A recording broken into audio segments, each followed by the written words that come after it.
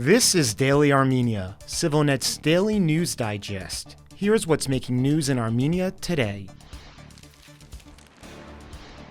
Senior European Union diplomats have approved a proposal to launch negotiations on visa liberalization with Armenia after years of talks. Radio Azatutyun, RFE-RL's Armenian service, reported today, citing unnamed diplomatic sources. Now the issue will be put to the European Council for formal approval, and then it will be transferred to the European Commission, which is expected to announce exactly when negotiations will start. RFE-RL Europe editor Ricard Jozwiak was quoted as saying, "The negotiation process is expected to last for years, as the EU will require Armenia to meet a number of targets and criteria, including border control, fighting organized crime and corruption, and guaranteeing fundamental human rights." There was no immediate reaction to RFE-RL's reporting from either Brussels or Yerevan. Armenia's top diplomat has reaffirmed his country's commitment to meeting its sustainable development goals at this year's United Nations High-Level Political Forum on Sustainable Development in New York. Armenia was among the countries which had to face the impact of multiple crises within the last 4 years, Ararat Mirzoyan told attendees yesterday, listing the COVID-19 global pandemic, the 2020 Nagorno-Karabakh war, and the 2023 ethnic cleansing of Artsakh.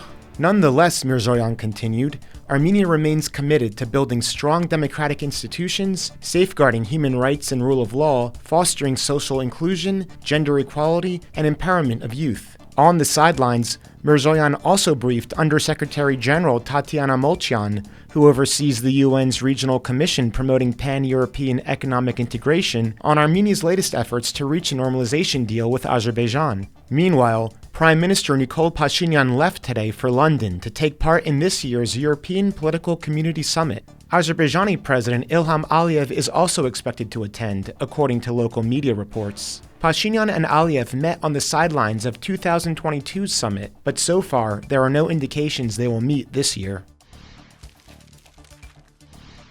CivilNet brings you two fascinating new discussions with people putting Armenia's name on the map.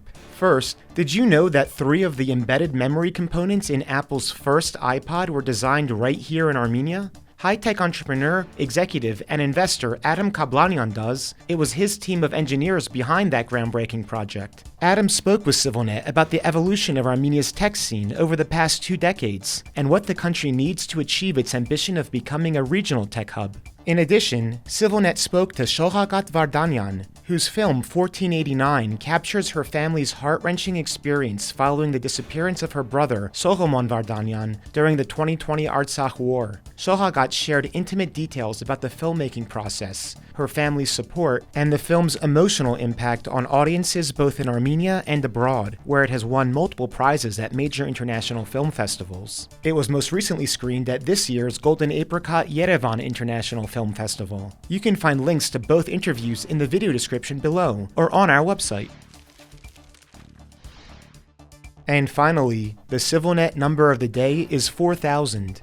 That's because this week the US-based nonprofit Children of Armenia Fund opened its new Deser Health Center in Armenia's northern Lori region, which is set to provide high-quality healthcare to some 4,000 nearby rural residents. It includes a laboratory, emergency care rooms, and a dental wing, and will also host a pilot program aimed at reforming primary healthcare services in Armenia. And as always, please follow CivilNet for the latest news and independent reporting from our contributors on the ground here in Armenia.